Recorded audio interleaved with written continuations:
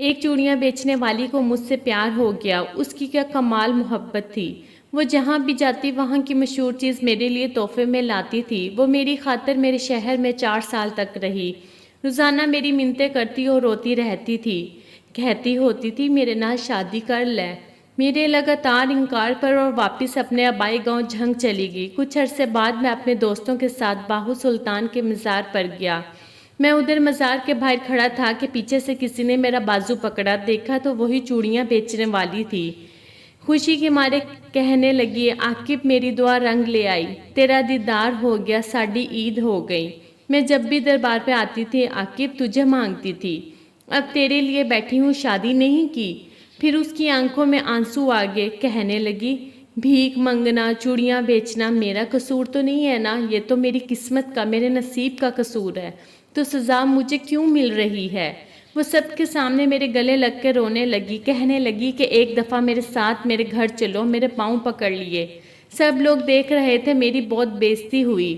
لوگوں کا مجمع لگ گیا، دوستوں نے بولا چلو ایک دفعہ ہو آتے ہیں۔ میں نے ہاں کر دی تو وہ بھاگ کر گاڑی میں بیٹھ گئی۔ اس کا گھر 50 کلومیٹر دور تھا، سارے رستے وہ بہت خوش تھی۔ ہم اس کے گاؤں پہنچ گئے، وہاں سب گھر کچے تھے لیکن صفائی پکے گھروں سے بھی زیادہ تھی۔ سب لوگ مجھے عجیب نظروں سے دیکھ رہے تھے۔ ہم ان کے گھر پہنچے تو اس کی سب سہیلیاں جمع ہو گئیں۔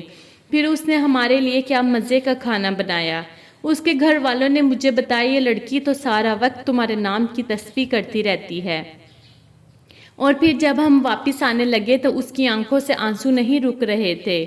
میرے ہاتھ چوم کر کہنے لگی کہ تیرا قصور نہیں ہے، میری قسمت کا قصور ہے جو میں چوڑیاں بیچنے والی کے گھر میں پیدا ہوئی۔ بڑی مشکل سے ہم سب نے اسے چپ کروایا اور پھر ہم واپسی کے لیے نکل آئے۔